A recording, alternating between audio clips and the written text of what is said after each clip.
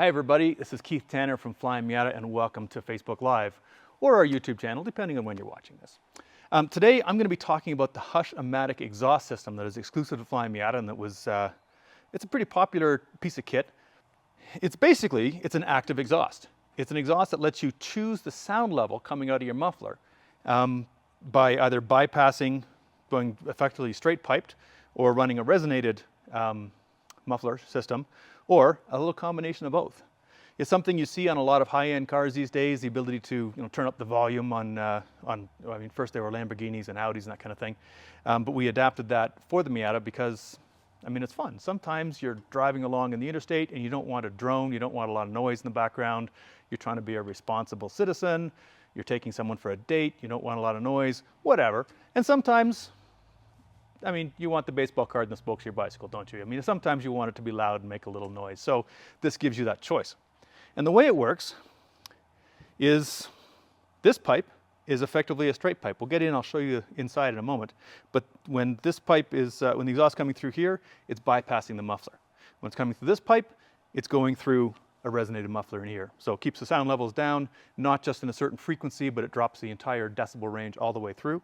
And then when it's fun time, you've got a straight pipe. And the way it works is there's simply a butterfly mechanism in here, similar to a bypass on a supercharger, all sorts of things, use these sort of things. But basically, there's a little butterfly valve in there. It's run by this little actuator that's controlled by vacuum. And when this is open, the exhaust goes through there. Because air is lazy, it will take the easy way through. We do have an install video for this if you want to look on our YouTube channel, and the install video also has a bunch of sound clips of this thing. It's very difficult to try to capture the change in sound here in the shop just with the car on the lift, so we're not going to try to do that today. I would recommend you go to our install video, and we've got another explanatory video on these things that does have a number of sound clips. But there is a distinct difference in noise. It depends on what else has been done to the exhaust system, of course. And it opens up depending on what you've got for an engine on the car too, as to exactly when it opens up, but it's a very distinct, noticeable difference.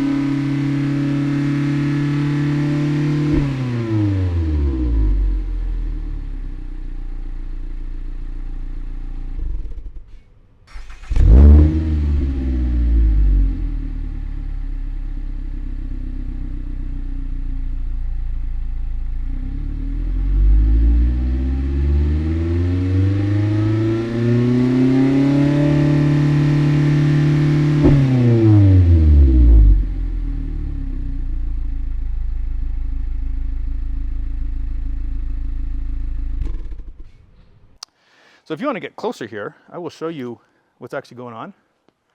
Here, Travis, can you see? We'll give this poor little thing a wee little rude. So can you see that in there? All right. So the butterfly is open right now. So this is maximum volume. And you can probably see that moving a little bit if I do that. I can't open it all the way because I'm fighting a spring. But that's what opens and closes the straight pipe section. And Travis, you want to come around here. I'll flip it over. Make it easier for you. If you look down here, you'll see the entrance to the straight pipe. You see that little piece of resonator sticking through there? That is the complete exhaust system right there. If the butterfly is open, it will come in the hole, go around the corner, and right out there.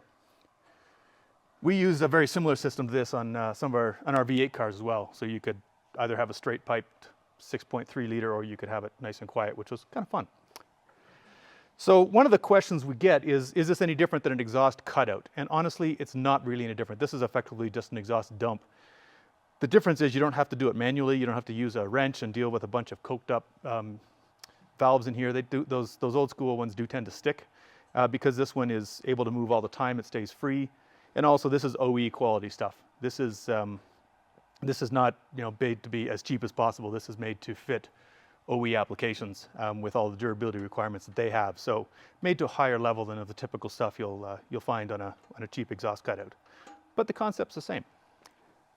So the way it works, if you just hook this up to engine vacuum, is, as you can see right now, with no vacuum at all, it's wide open. So effectively, the more throttle, the more you're accelerating, the harder you're accelerating, the less vacuum you have in your intake manifold, the louder it is, the more open it is. It gives it a very sort of analog feel. You can hear it opening and closing. You can hear it getting louder and quieter depending on how aggressive you are on the throttle. But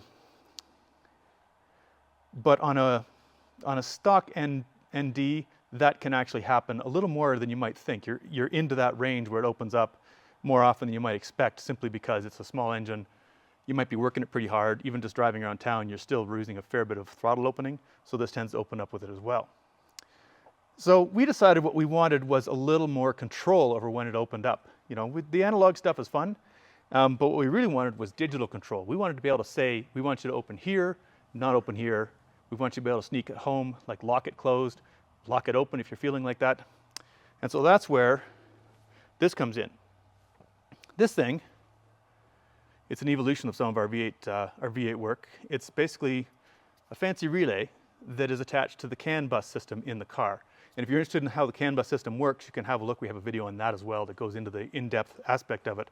But basically, it's an in-car network that has the status of all sorts of systems in the car flowing through it all the time. And so we're using that to listen to the throttle position. So you can actually have it control whether this opens and closes depending on a certain throttle position. Say at 50% throttle, it says, okay, now we're going to open up the thing. Or at 75% throttle, or at 20% throttle. Basically, we can program that.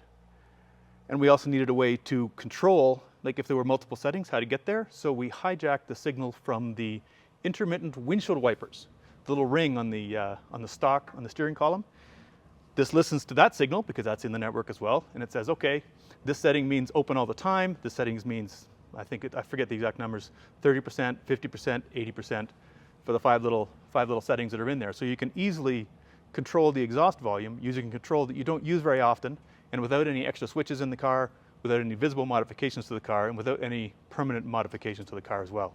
It's a fun little trick. These CAN system relays, you can do all sorts of interesting stuff with it. We were just talking about some of the things we would like to do with lights and whatever. So the rest of this is here is just all the various plumbing that goes involved. So let's see some of the questions. Do we have any live questions that have come in, guys? Okay. So one question, is there any reason not to use this with a turbo car? And if not, would it sound good or awful? Now, when I say this is straight piping, it's really only cutting the muffler out of the equation. You may have other things in your exhaust system. This car behind me has been running, it was one of the original development cars for the Hush-o-matic. It's been running one of these things since it was new. It's run hundreds of laps at places like Laguna Seca. We did that 15.5-hour endurance test with it. So it has absolutely no problem dealing with turbocharged cars. But because the turbocharger itself cuts down the volume, it has less of an effect on this car than it might on, say, a naturally aspirated one. And it also depends on what you have for a mid-pipe as well, because there's a resonator in the mid-pipe, there's catalytic converters in various places. Depending on what you've done with those, you'll see a different sound level difference because that determines basically how much the muffler contributes to sound level. So yes, you can use it on a turbo car. It sounds good, honestly, but it has less of an effect depending on what else is in the system. One of the questions also is horsepower gain, and that's a very similar question. In many cases, the muffler is not the most restrictive part of your exhaust. So bypassing the muffler will have a lesser effect if you have a stock catalytic converter, if you have a stock mid-pipe, a stock downpipe, all that sort of thing. Once you've opened up the rest of the exhaust system, this plays a greater role, and therefore going straight pipe on that will have a bigger effect on power. We did do a test when the ND2 first came out. We took our development car, strapped it to the dyno, put our mid-pipe and put one of these on, and saw a significant power increase. I forget the numbers. It's on the mid-pipe write-up, I think. It might have been as high as 15 horsepower. It was significant. But the reason that the exhaust was able to be a contributor to that was because of the mid pipe was already opened up as well. So being able to open up this restriction was meaningful at that point. Okay, so one of the questions is how hard is this CAN controller to install? It's not terribly difficult. I think we even have, look at this, even comes with bracketry printed on our collection of 3D printers. Well, this might be for something else. But it's got all the brackets. Oh, that's to hold the valve that opens and closes. It's got all the brackets, all the wiring you need for it. You do have to tap into 2 of the CAN wires, which I think we tap in right near the OBD2 connector, because that doesn't matter where it is on the system as long as it's listening. This does not intercept anything. It doesn't inject anything into it. It simply listens. So it doesn't have any effect on how anything else in the car works. Even the wipers, they work completely normally. It just, like I said, it's just listening to what's going on and responding to that. So installation, relatively easy, a couple of wires. You do have to run a vacuum line from the engine bay to the back of the car, which is probably the fiddliest part of the whole thing, because it's got to go through the tunnel and be properly anchored, but not technically difficult, just awkward. So one question we get also is weight levels. The weight is approximately the same as a stock ND2 muffler. And the reason is because this thing's primary job is to control sound, and you need a certain amount of mass to be able to, to do that well, we think. So it's not a weight saver. It doesn't really come at a weight cost. What it does is it brings the ability to change the sound levels. That's its value add.